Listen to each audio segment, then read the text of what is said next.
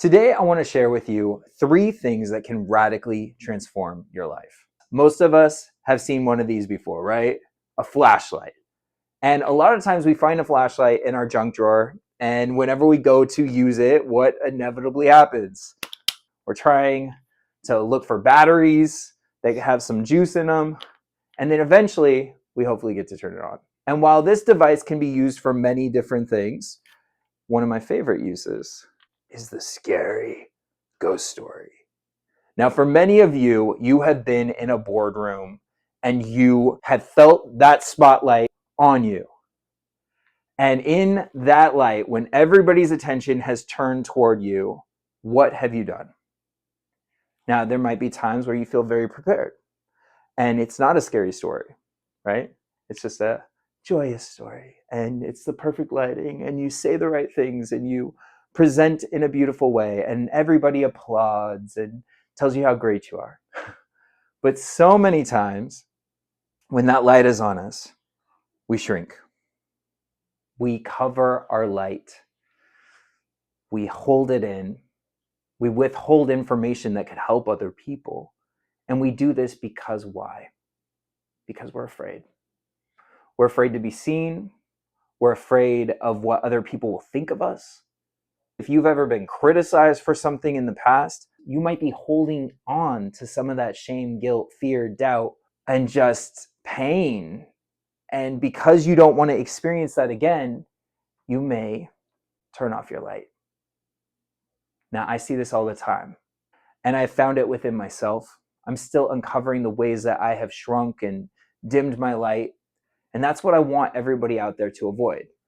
Because one of the biggest regrets that people have in life is not rising to the occasion, not giving it all that they have. So in order to explain this in a way that really just is easy to remember and makes a lot of sense, we're going to use this flashlight. We're going to pretend that we are a flashlight. And with every flashlight, there are batteries. And we all have an internal battery. It's the energy level that we have.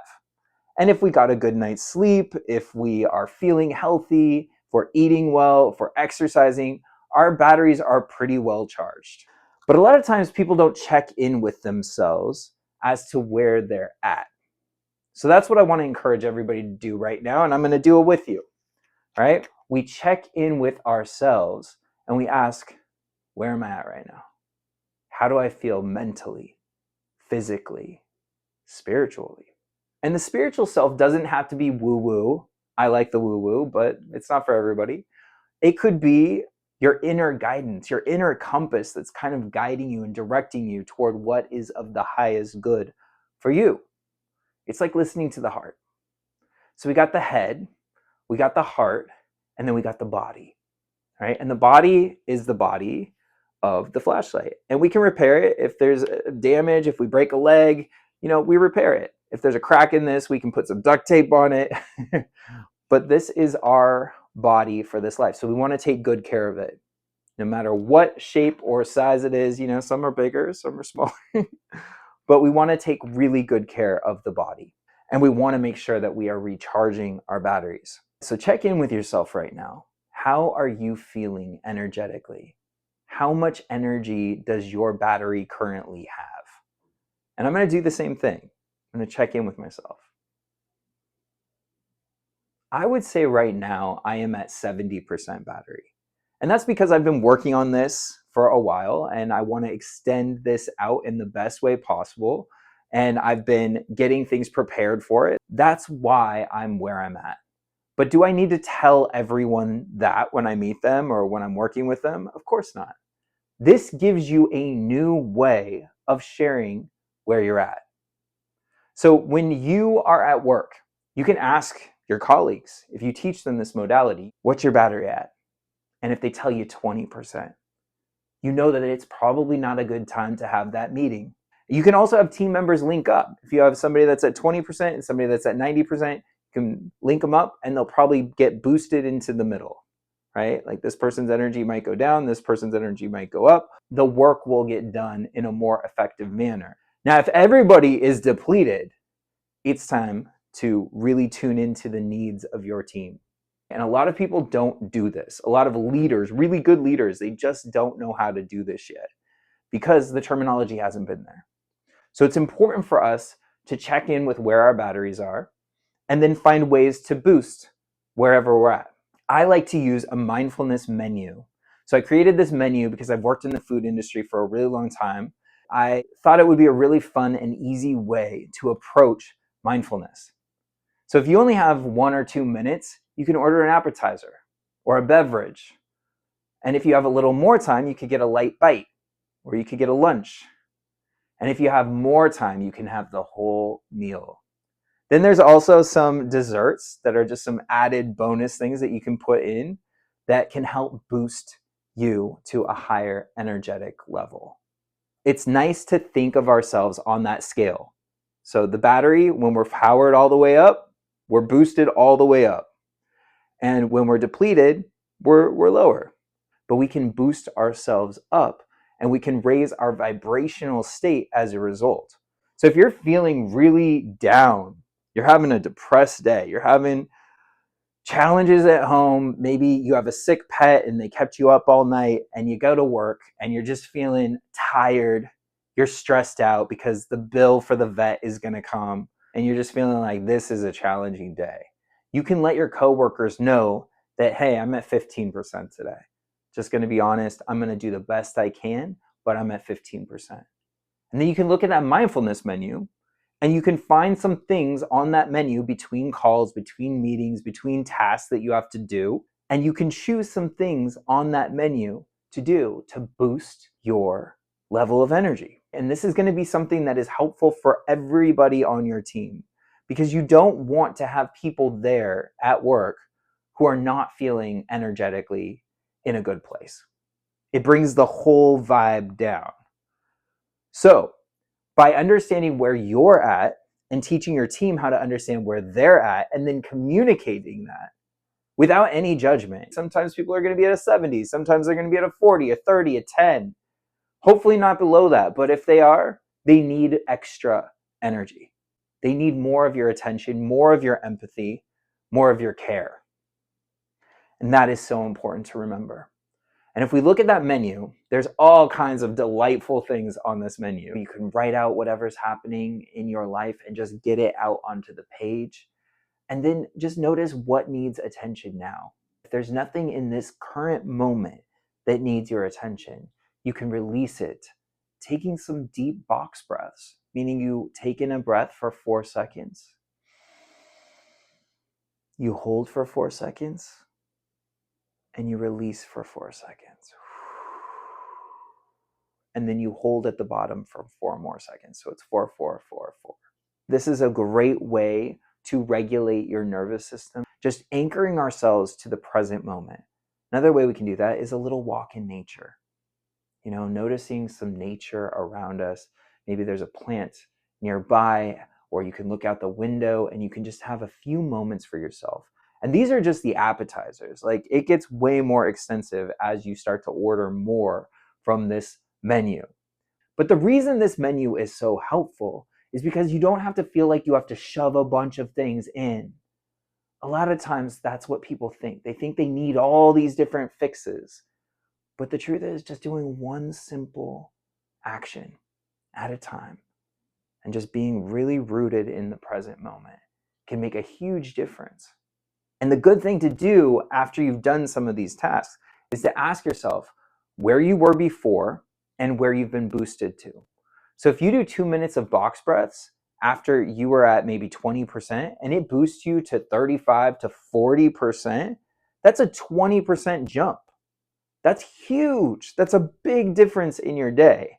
And if you realize that one of these methods is working really well for you, go back to it often until you find something that works even better. Because it's all about how you feel. Everything in our lives that we want is because we want to feel better in the process. So if we can feel a little bit better in this moment and we can keep boosting ourselves, then we're going to experience a better life. So now we've talked about our batteries and our energy levels and how to restore our energy and how to get some more energy in so we can shine a little bit brighter out there. Now, within all of us, we have what's known as the reticular activating system, RAS for short. And what RAS is a network of neurons that is located in the brainstem, which tells the brain what to highlight, what to focus on in our conscious mind. There's a quote that I really love, which says that where attention goes, energy flows. So if we think about this in terms of RAS, we can think of our flashlight and what we want to highlight and focus on. And if we're focusing on the past, the times where we got it wrong, what people said about us, maybe they told you you were too loud, maybe they told you you got too excited over something, or you're dramatic, whatever it is. If you're letting something from the past hold you back from moving forward with what you actually want in the future, it's time to reevaluate that. Because if we start to shine our light on the things that are going well in our lives, the things that we want to feel or to achieve in our work, in our career, and within our relationships. We can use this in every aspect of our life. Whatever you want to see in your life, I want you to focus your attention on that outcome. So I want you to visualize the success you want to have. I want you to think about all of these things in a new way. So many people get this wrong. They're focusing on the past. They're focusing on negativity. They're focusing on what other people have said about them or to them. And it's so important that we start to focus on what we want to see happen, what we want to have in our lives, and how we want to feel. And when we focus on that, everything changes. We feel better. We light up our team. We light up our work. We help our clients more. Something else that I find very, very helpful, and I want to share it with you. I have uncovered 16 different brilliances. Now, there are way more than 16 types of brilliance, but these ones really are amazing core beams that have many other beams underneath them. For so many people, they don't know what their gifts are. They don't know what their talents are. And I've been in so many boardrooms with people that are truly brilliant, gifted, wonderful people, but they don't even know what their brilliance is. They shrink back and just take notes. They just listen and absorb. They don't always share their ideas because they're worried about what their boss is going to think or what their coworkers might say. And they just dim themselves down, and they kind of just go through their career like this until they learn what their gifts are. 70% of people in the workforce experience imposter syndrome. And that's when we doubt ourselves. Even if we have the degree, even if we have the certifications or we have the job experience, we can doubt ourselves. And if we don't have those things, we really often will doubt ourselves. So I created the Beams of Brilliance assessment so that you can go through a self-guided journey to uncovering what your unique brilliance is. And the beauty of this is people come away with 3 or 4 core brilliances, and there's literally thousands of different combinations of brilliance that we can have. And when we uncover what our unique brilliances are and how they interact with each other, we can be more effective as a leader, we can be more effective in our work, in our contributions, and with our relationships. So this helps us know when to take a back seat and listen to the brilliance of others and celebrate it and cheer them on. Yeah. And when to step forward and rise up and shine our unique gifts out there into the world. And we don't have to have ego about this because all of us are brilliant in our own ways. We all have a unique brilliance. When you find people to collaborate with, whether that's on your team or in your life, or you pick a great partner and you shine out together, you actually are stronger. It's like having 2 flashlights. And if you move forward in the same direction, not going one this way, when you shine forward, you go so much faster. You go at light speed ahead because you can see further into the distance. You can see what lies ahead, what challenges. And because you are uniquely gifted and you have different types of brilliance, you can overcome those challenges so much easier. So you want to get your team working together, using different brilliances together. And when you hire people, you want to hire people who have different brilliances because that is how you're going to move forward stronger as a team. Because all of the core brilliances are important.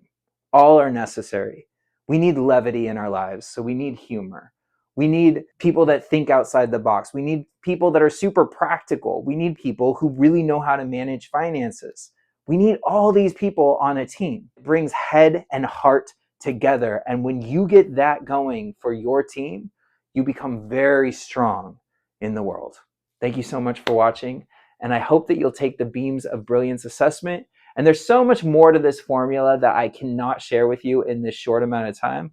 But I really hope that you will join the program and we can light up this world.